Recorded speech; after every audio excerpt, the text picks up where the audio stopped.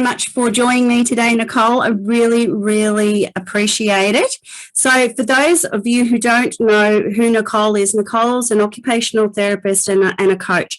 So can I get you to just introduce yourself a little bit, please?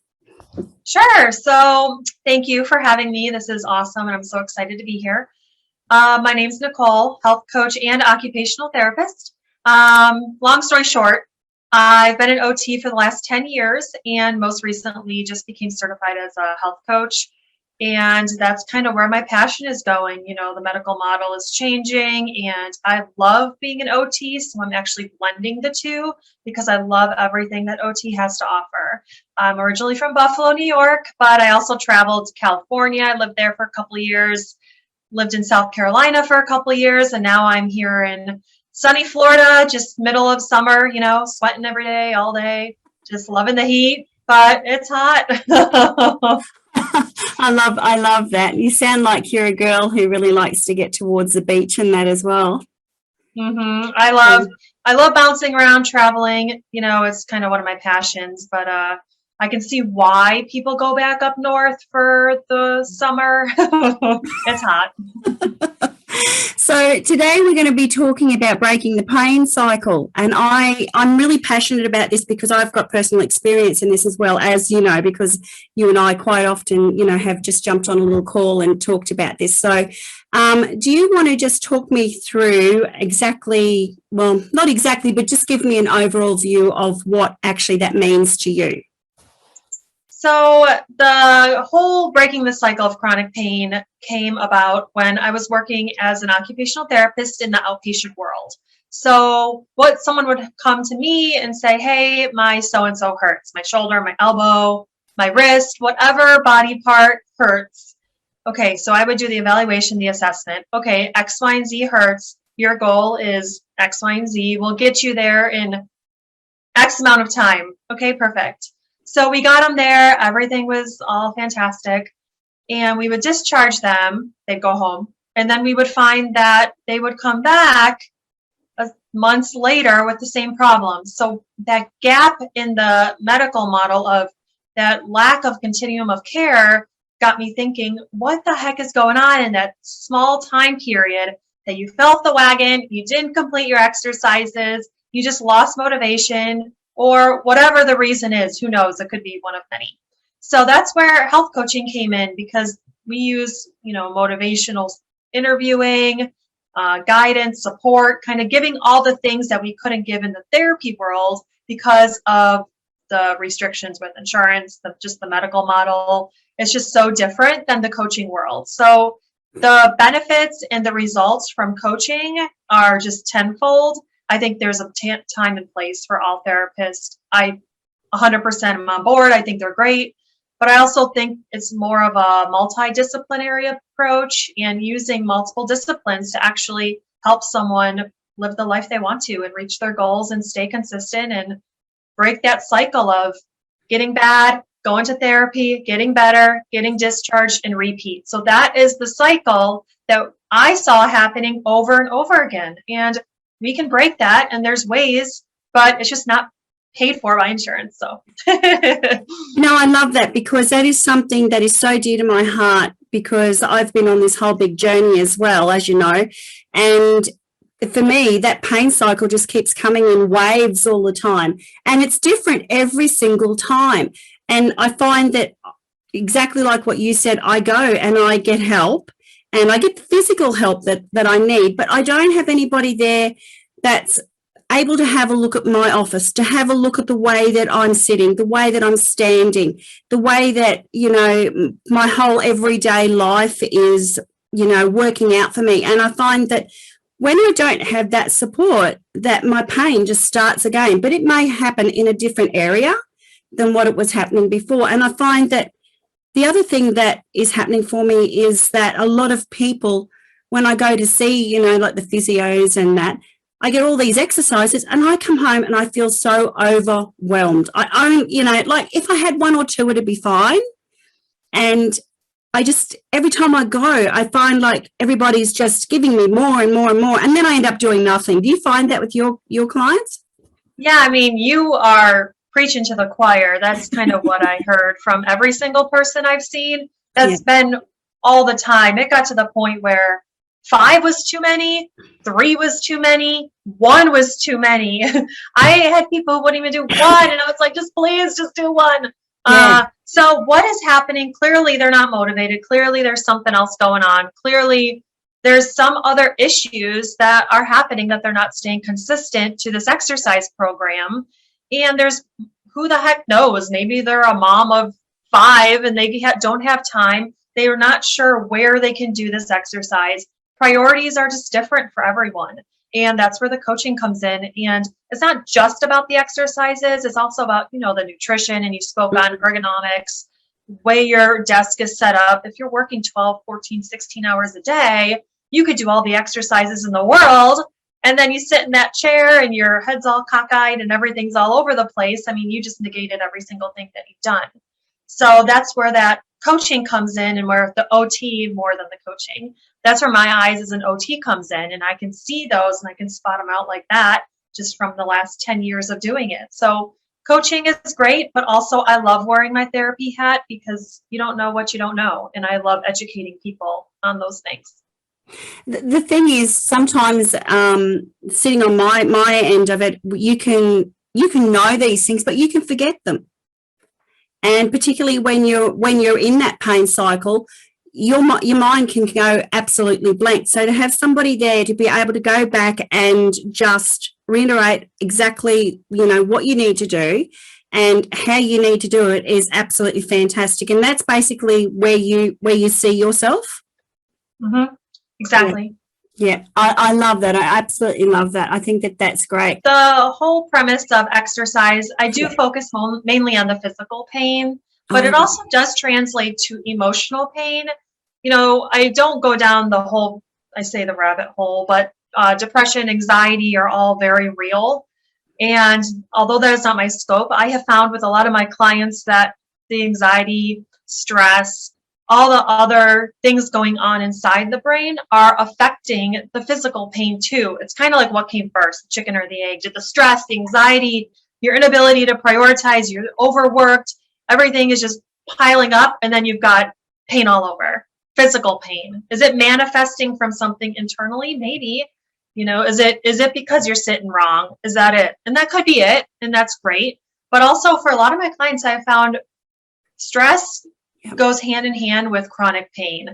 You don't typically find someone, well, I haven't, don't never say never, that is in chronic pain that doesn't have any stress or any stressors in their lives. I've always found those two to go hand in hand. So working on stress management is huge. And I work on that with like 99% of my people because it's about managing the stress, because stress causes inflammation, and inflammation causes pain.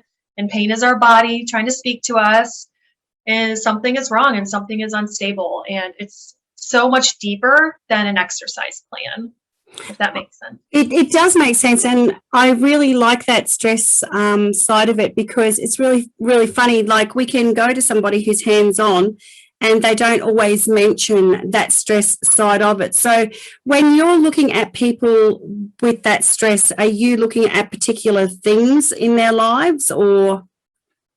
Yeah, how it would work is the interview process. We dive deep, what is going on in your life?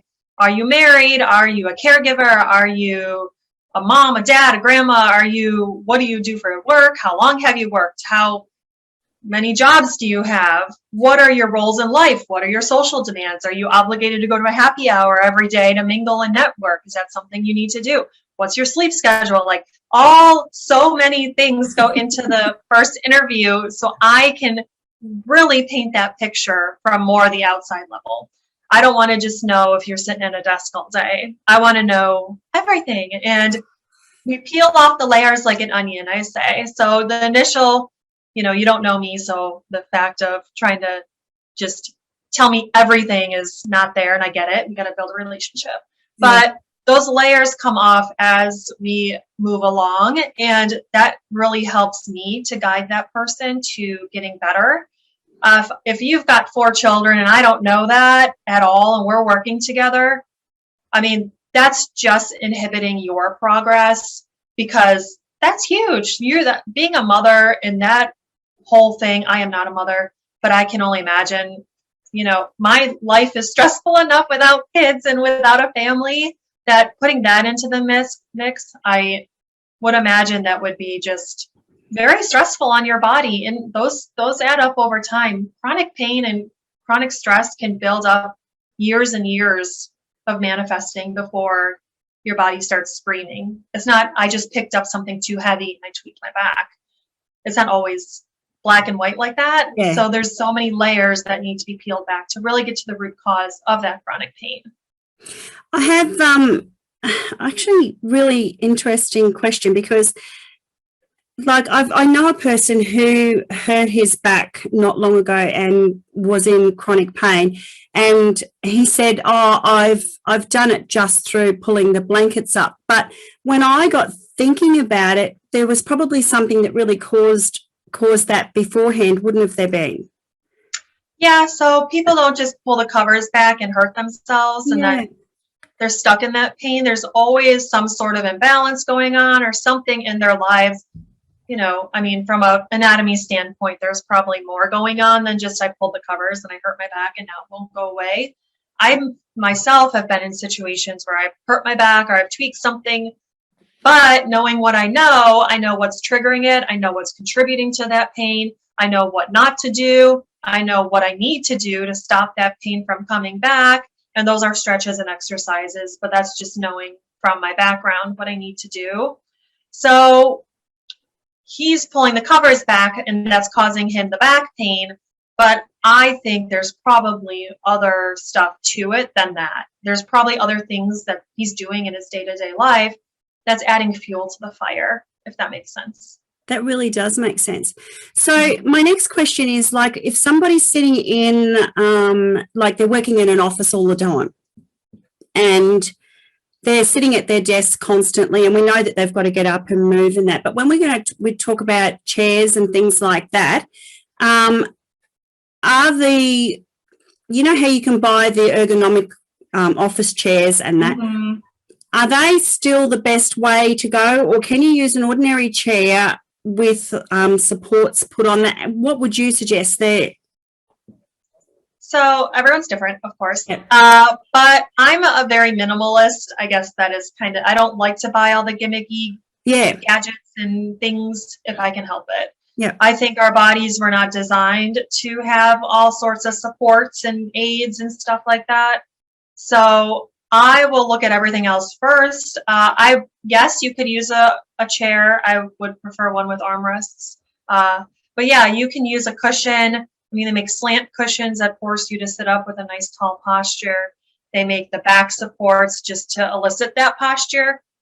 We often get into that slump of just kind of curling into a ball in our chair. We want the big comfy couch. We just want to be in a ball. But obviously that's not good.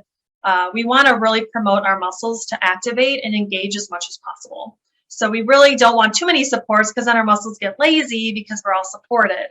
So really, supports to a minimal.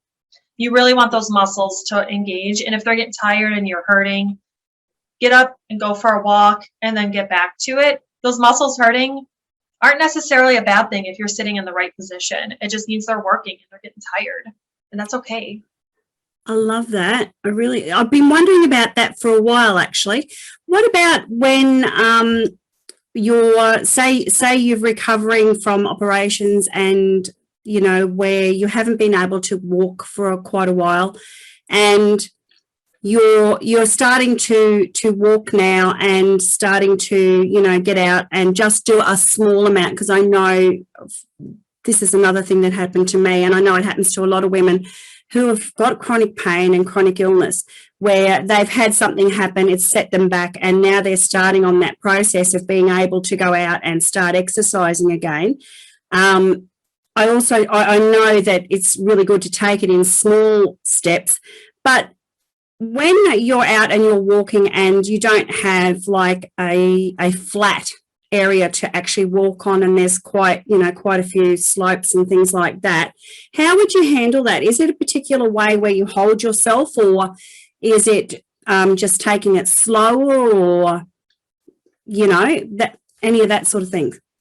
I think it's important to have a tracker, of course, Yeah. with the steps or mileage, whatever works for you. Some people Yeah. love the 10,000 step rule per day, or I'm more of a fan of mileage, so quarter mile, half mile, whatever that may be. But I would take it slow. If the body starts hurting, you got to stop. If it's hurting, no pain, no gain is not really the right appropriate sentence to have with chronic pain, because chronic pain, no pain, no gain. Pain made me in this situation. Why would I want to push through pain if it hurts? And this is why I'm here, because it's chronic pain.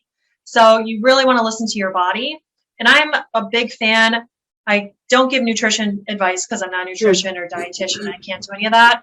But also just being on a good regime of good nutrition for anti-inflammatory foods. I mean, all that you can find on the internet. But developing some sort of plan, and that's where I can support my people as well. A plan of anti-inflammatory foods or whatever you've got going on, anti-reflux, whatever. But usually it's anti-inflammatory foods help with the chronic pain a lot, especially if you're trying to increase your exercise. You really need to make sure you're fueling your body with the right stuff. And it's not about just revamping and throwing everything out and start weighing your food. And again, minimalist. I don't want to, reinvent the wheel. But just adding in certain foods throughout your day can help with the anti-inflammatory processes. And that's really what you want to do if you're going to increase your exercising. You kind of need to put the right fuel in so that you're not exacerbating that pain. Now, you hear a lot of the time, just fight through that fatigue, just fight through when you're feeling exhausted, just keep going. And when you have the sleep problems come in, is that the right thing to do? Or is it, if you haven't had a really good sleep and you're only operating on a couple of hours sleep a night time, is that the right thing to do? Or do you just push through, or don't you push through? What would you recommend? So sleep hygiene, I call that, is very important to chronic pain. You really want to be very on point with your sleep. Okay, you want to go to sleep at 9 o'clock every night, or 10 o'clock, 8 o'clock. I don't care what time, just be consistent. And everyone's wired different. I'm wired where I want to go to bed early and get up early. My boyfriend, he's like a night owl. He goes to bed at 1 or 2 o'clock in the morning and he's up at 9 a.m. So we're completely separate, but that works for him and that's fine. And he operates and he's great. And there's no way, there's absolutely no way I could do that. But my body has gotten so used to that. If I disrupt that sleep cycle, it ruins my entire day. I would say even like 5 to 7 days, like I'm tired, I'm foggy, my brain isn't functioning. Everything is just disrupted. Your entire body is out of whack.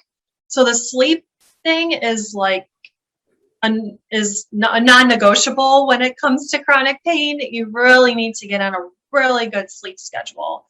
I mean, that is like the number one thing that needs to happen. You can't push through the pain or the fatigue.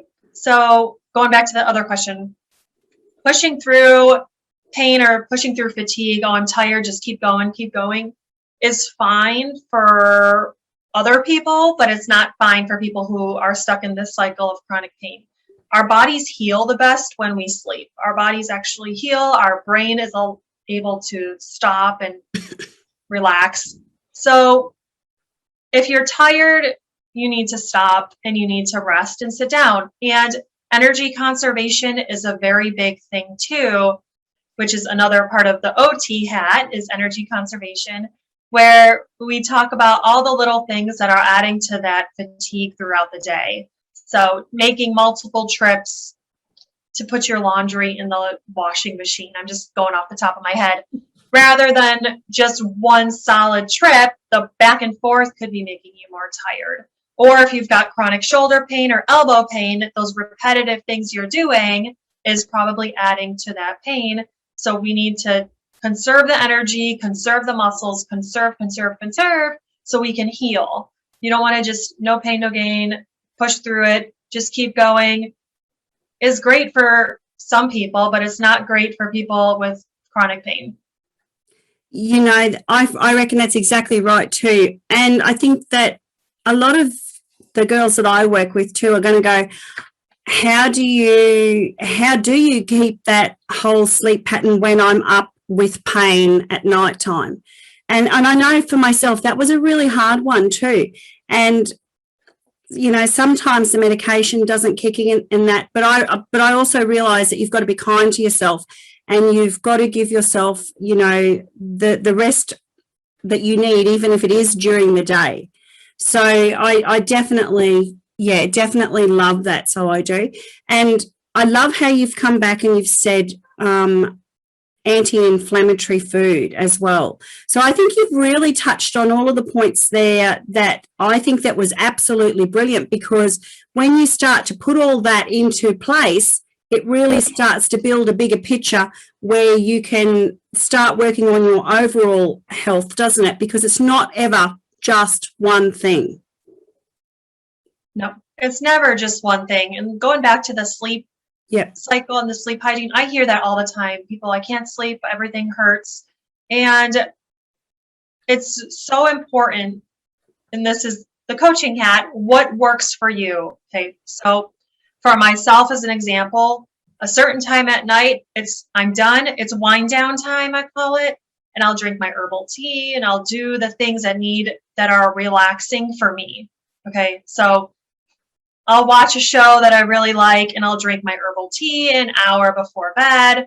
Try to limit the screen time. That's really hard to do, but you know, everything's work in progress. And so the tea is great. And then meditation. Okay, so I used to be a complete non-believer in meditation and just kind of thought it was kind of weird and wacky, and it was not my thing. But I was desperate because I went 3 nights where my anxiety was so bad I couldn't stop thinking and I couldn't sleep because my brain was just going, and I just couldn't shut it off. So I was desperate. Times call for desperate measures. I was like, you know what, we're going to try this. So I found a YouTube meditation, something or another. It was an hour long. I said, well, if I'm not sleeping by the time this is done, I'm done. So I put it on, listened to it, and I did fall asleep. It was talking about some light and all this visualization kind of stuff. And I was like, I'm desperate. I'm not going to knock it till I try it. And it worked. And I'm not someone who listens to it every night, but if I'm in a situation where I can't turn it off. So I did that for, I think, 2 nights. And then after that, I didn't need it anymore. It's it just, something switched in my brain that allowed me to know, hey, it's time to go to sleep, time to turn it off. And it was so powerful. And so I'm a believer, if anyone doesn't believe it, but not everyone's a meditator, and I don't push any of that. It's all completely what feels good for you, what works for you, what resonates with you. If you're open to it, I'm kind of an open mind. I'll try anything once kind of attitude. But so everyone's so individualized, but I think meditation is great. So that's just I've got experience with meditation, with pain, and with going to sleep, actually. And I think that you and I touched on this briefly some other time. I definitely do exactly the same thing when I can't sleep at night time. I found it difficult when I was in chronic pain to actually do that and to slip back into sleep. But what I did find when, how you're talking about going out and just having a look on the internet, what I did find was Pinga pain management. And that is basically a visualization and a meditation all wound into one.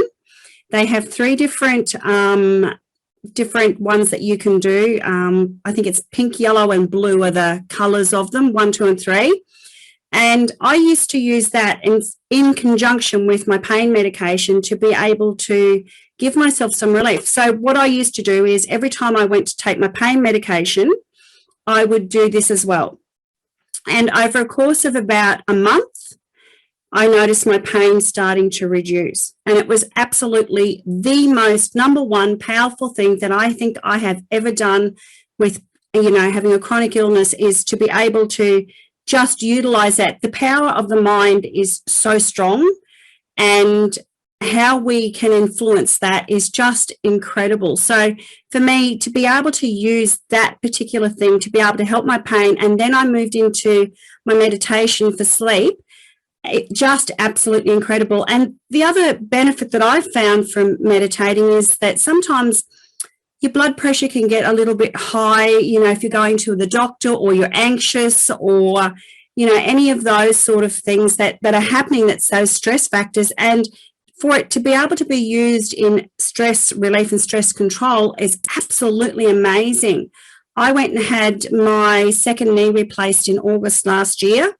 My blood pressure, for some reason, I didn't even realise it, went really sky high. It wasn't like that the first time. The nurses came and they said, well, if you don't, if something doesn't happen with this, I'm telling you, the doctors won't operate, it's too high. And I just looked at her and I said, look, give me a minute. Just give me 1 minute before you do anything and then retake me. Within that minute, I was able to drop it right back down. And this nurse has come along and she says, wow, what did you do? And I said, I just did a quick visualization and meditation all in one. I said, and I know now that I can use that, and I have proof that it really does reduce those stress levels. So I think that meditation is key. Yes, there are some people that are anti-meditation and say that they can't do it, and that's fine. There's different sorts of meditations that you can do, but for us who can do it, and it's not something that always happens straight away. It's something you have to work on. The benefits of it are just incredible, and I'm obviously a really big advocate for it because I've actually been there and had those, those personal results come through, and it was something that actually was able to reduce my medication, help me with my sleep, and now it's just something that's in my life all the time. It's a daily thing for me. I don't operate without it. And I think once you do it enough, it becomes so rote that you don't even think not to do it. It becomes so second nature once you do it enough that you just love doing it because you love the benefits and it feels so good. But you do it once here and there, it's not really a habit yet. And so you're kind of fall off the wagon, all about falling off the wagon. But yeah, so I love it. I think that's great. And it works for you, and that's awesome. And real quick, you talked about blood pressure, and stress and being in chronic pain, we know can increase blood pressure, and managing those areas can help normalize blood pressure, which is huge. You can get off some medication for blood pressure, bring it down just by meditation, visualization, bringing down that stress, relaxing, that chronic pain can help normalize that blood pressure, which is healthier for anyone listening and everyone who's got high blood pressure. It's, you want that normal blood pressure. It's a lot of stress on your heart to have high blood pressure. A lot of the time I find that we don't pinpoint what our stress factors are either. We can be going through life and just being on this roller coaster and not really pinpointing it. Do you get your clients to journal it or make a list of what's happening in their day, any triggers or anything like that? Because I know for me that's something that I've been really big on in the past. So with my programs that I offer, yeah. I like to be available 24/7 to communicate. So if journaling and writing things down feels good for them, then of course we will go that route. But if that doesn't feel good for them, I just like to practice mindfulness and tell them to be mindful of these areas and just keep them in the back of your head. And if you're going to forget, send me a message and just let me know what's going on. I like to be in the loop, just jump on. It's through a texting app. So you can just send me a text and, hey, Nicole, this is triggering me. Or, hey, Nicole, I just realized and had an aha moment. I didn't realize this is what was contributing to my pain.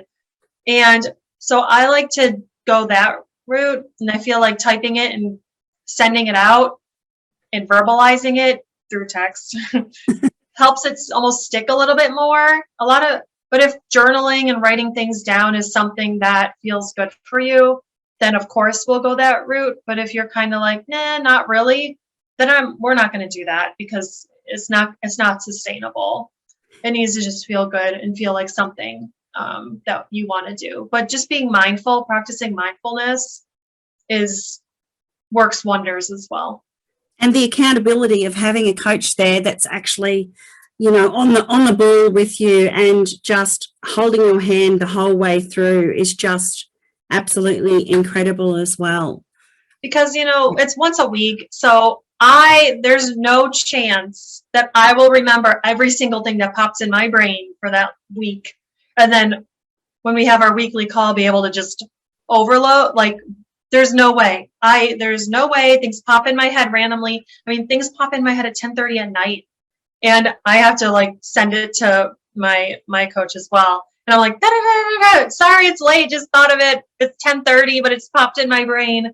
And I don't expect, obviously, them to get right back to me. But if I didn't do that, I would forget. And then on to the next. We all live such busy lives. I don't expect anyone to remember everything for the week. So that's why I just make myself really available, because I want to be that outlet to help, to be there to provide the support whenever it's needed. Because life happens, It does. Life. It does. It really does. You know what? I think it's amazing what you do. You really fill that gap that is missing between normal, conventional, healthcare and then just being in everyday life. And I think that women and men who have chronic illness really, really need those gap fillers, right through their whole journey. The most amazing thing to me is that when you have a chronic illness and you're going through all your pain cycles and everything, it's really tough to see that there's a light at the end of the tunnel. But I've also been there to see that light at the end of the tunnel. So if I was to try and get a message across to anybody who's in chronic pain, chronic illness, it would be that keep going until you find something that really works for you. Take the advice of everybody that is around you and really run with it, but work out what works for you the most out of it, because there is ways to improve what we are going through. And I think that that's really important to just know that there is hope. And I think that what you do is you help provide that hope. You give us, tangible things that we can actually do as well. And I think that that's absolutely incredible. So my hat off to you, because I haven't come across anybody else that does what you do. And I think that that's such a beautiful gift that you have, and that you're willing to share with everybody. I think it's just amazing, love. Oh, thank you so much. That's really sweet. Comes from the heart. It comes from the heart, because I just know from my experience that it's these people that are out there that are filling those gaps. They're really, really important. We can go down the medical route of everything, at which you have that experience, but you also have the experience with your health coaching. And I think that's so much more important, because I think that it makes you're so much more compassionate too, because you really understand and you get really involved with your client and knowing exactly what's happening with that particular client, and to be able to build that rapport up and know those intimate details really, really helps get the long-term results. Mm-hmm. And I think people in the area of chronic pain seek the help, but once everything is good and they've hit their goals and they're good, and then you're thrown to the wolves. Yep. Yeah, you could go see a personal trainer, but their job is to train you. And when you're in chronic pain, it's easy to mentally get discouraged. That pain comes back and you're like, oh, well, that was a waste of time. And it's easy to just not be motivated to keep going and keep working through it and seeing what's contributing. What happened that this happened again? What's going on? Like, how can we stop this from happening, rather than just throwing in the towel and saying, well, too bad. I guess it's useless. I'm not curable. I'm just going to live my life in chronic pain and I'm just going to deal with it and just keep popping Advil and or whatever you're popping and just be done. And that's it. And it's really sad to me because the passionate part of me doing this is that support. I don't want people to be discharged and then something happens, they're back to square one and they're just saying, screw it, I'm done. Like that is completely what I don't want. And that's why I think this area is so important. And it just breaks my heart when people feel that way and they just think it's over and I'm just going to deal with this and too bad. This is just my life, because it doesn't have to be that way. And it takes someone who's actually wanting to peel the layers, wanting to dive into what's going on, who's empathetic, who cares about you, who can put themselves in your shoes. And I think that's the coaching part of, that's why I'm in the health coaching. The insurance companies don't care about any of that stuff. So, my hands were tied in the therapy world. They really were. I really wasn't able to do everything I wanted to do. I would have many conversations with people about, what are you doing all day? One woman told me she was crammed in a closet at the hospital. She was the secretary. They just had no room. They just stuck her wherever there was room. Her filing cabinet was her mouse. Her mouse is on her filing cabinet. All these things. And so I'm trying to educate, but at the same time, I have to be mindful of what insurance needs to see to pay. And that's a whole nother rabbit hole I'm not going to go down. But the health coaching that's why people say, oh, do you take insurance? No, this is the exact reason I don't take insurance, is because my hands are tied.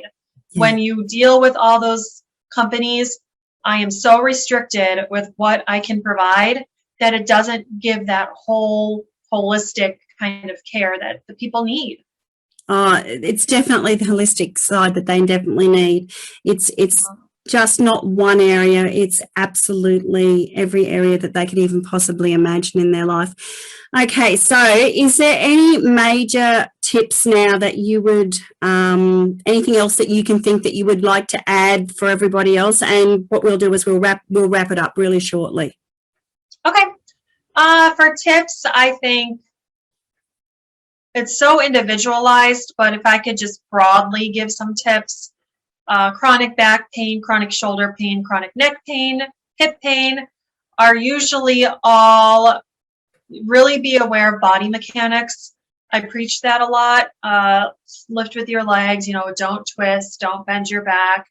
Really, and again, practicing mindfulness. Before you go to pick up that box, before you go to pick up your 2-year-old child, be mindful of your positioning and stop and just think for a second. It will stick. You just have to be consistent. So if it feels annoying, it will become normal. Your muscle memory will kick in. Your brain will know and identify situations if you're consistent. It will, I promise. It does. Your brain is wonderful at learning, and you just have to be consistent with it.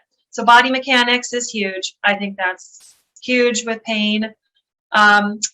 And joint protection, I talk about that a lot, protecting your joints. So those repetitive stress injuries, the carpal tunnel, cubital tunnel, the tennis elbow, the golfer's elbow, the rotator cuff, bursitis, all those things, a lot of times are repetitive stress. So joint protection means, the mouse pad, I got it with the little, to support your wrist, something as simple as that.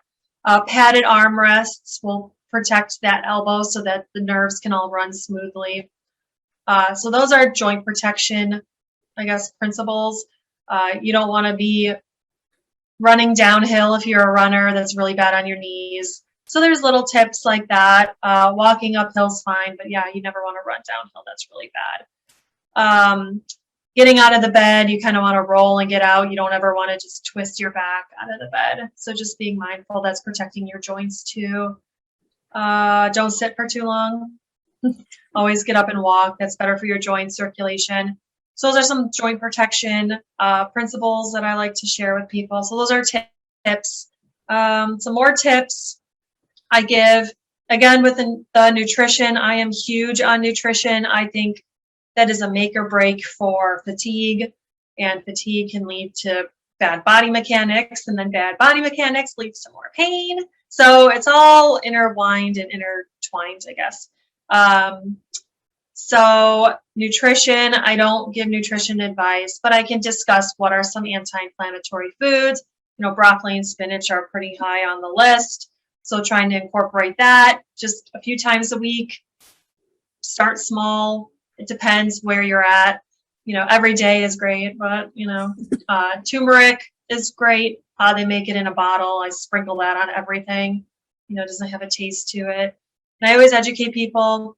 Again, talk to your doctor. I'm not a physician, but if you can get your nutrients from the food, do that first before the supplements are great, of course. But again, minimalist, buy your food, eat the food, try to get the nutrients from there before you spend hundreds of dollars on a zillion different supplements. And then that's a whole nother thing. I mean, I don't have time for that. I don't have time to get my pill box and make all my supplements. So I'd rather eat a salad and try to get my zinc and my iron from that. But, you know, if you've got absorption issues, I get it. Some people have a hard time and they need the supplements. So that's where I support and educate, you know, people who ask me, what's the best anti-inflammatory foods I can provide? Broccoli and spinach. I think kale's pretty high on the list too. A lot of people don't like kale, but it's there. So that's for nutrition. Sleep hygiene. My biggest thing is just go to sleep at the same time and wake up at the same time every night. Literally, that is it. If you can master just laying in bed, TV off, screen off, everything off at X time and just lay there, even if you can't fall asleep, tell your brain it's time to go to sleep. And then when you wake up and the alarm goes off, don't hit snooze. You're going to get up. You're just going to roll out and you're going to get up and you're up. And then that's it. You have to be consistent. And that takes time, but it is what it is. And you'll find, honestly, if you can go to sleep at the same time every single night, eventually your brain will go to sleep. You will find that gap of, oh, it's taking me 2-3 hours to fall asleep. It will shorten. Is it going to be overnight? Is it a quick fix? Absolutely not. But you have to just be consistent. And can I tell you it's going to be 3 months, 6 months, 2 weeks? I don't know. Everyone's different. But you have to be consistent. So master that, and then we can talk all the other things. But that is number one. Just do that. Lay there. Just get used to your body saying it's time to go to bed. Because then your brain's going to be all confused, and it does know what time it is. We have a circadian rhythm for a reason. And it's going to just be confused. If one night you go to bed at 8, then it's 11, then it's 4, then it's 3, then it's 9. Your body is so confused, going into stress because it's trying to fall asleep, but it's confused because you're trying to keep it asleep. But right now it's nighttime, and you're normally in bed at 9, but it's 11, and you're still watching TV, and my brain's working, but it wants to go to sleep, and I'm confused. And then that just causes more stress in your body without you even knowing it. So there's a whole thing going on inside, and that's, I guess, the science brain in me. But that's why I think same time, go to sleep, wake up, be done. I know work gets in the way, but it's really important to really try to start wrapping up maybe a couple hours before it's time to go to sleep. Try to definitely. Not like it's 8:59 and I have to be in bed at 9 o'clock and I'm still on my computer and I'm doing all the things. Like, no, don't do that. And it's hard for a lot of people, but that's where I'm there to support. And if it's not working and you try it and you're like, listen, it's not working. And then, okay, plan B. There's always a plan B. There's always a plan C. There's always another way. It's not always a one size fits all. It's not a one size fits most. It's completely customized, and we're all made different for a reason. We're not all the same. We're all made a little different. We're all wired a little differently, and that's okay. But that's what makes it fun, and that's what makes the world go round. And if we were all the same, it'd be boring. So so that's what I got. I love that, and I think that the thing that we need to remember is that we are in this for the long game, And anything that is worthwhile and really, really works may not be so quick. You know, it's nothing's a quick fix, and it's just something that you've got to go in there, keep taking the small steps. Something doesn't work, you know, try something else, come at it at a different angle, which is exactly what you're saying. And I absolutely love that. But I do have one question for you. Believe it or not, I have a question. And it comes back to sitting at the office desk. What is the time that you recommend to only sit for and then get up and move again? Because I know that's something we all struggle with. The science and the research says 20 to 30 minutes. Holy so really? If we're going based on science, it's 30 minutes. Yep. Some people can go about an hour. Yeah. They do make actual, they make programs that you can download. I'm pretty sure they're free. I can't think of the name off the top of my head. But it'll actually lock your screen for like a minute.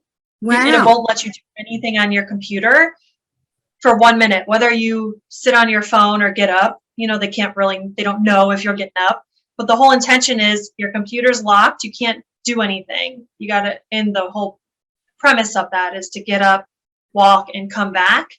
Or one of them has a little man that chirps up in the little corner that says, hey, it's time to walk, and just gives you those reminders, because I know it's so easy to 1 minute it's 12 o'clock and the next thing you know, it's like 2:30, 3 o'clock, and you said, where the heck did the time go? Yeah, that's me. Sitting that whole time. Yeah. So there are there's little programs that can prompt you. I mean, Alexa, set a timer. I don't want to turn around everything. So you could set a timer for that, or your phone as well. But the whole locking the computer, I think is genius. I actually think that for me, that one would work the best, because I would turn off Alexis, I would turn off my phone, and I would just keep going. If a little man was at the top of my screen waving at me saying, hey, come on, Deb, it's time, I'd go, you know what, mate, go away. I can just ignore you. But if my exactly, if my whole computer shut down, it's like, oh, there it is.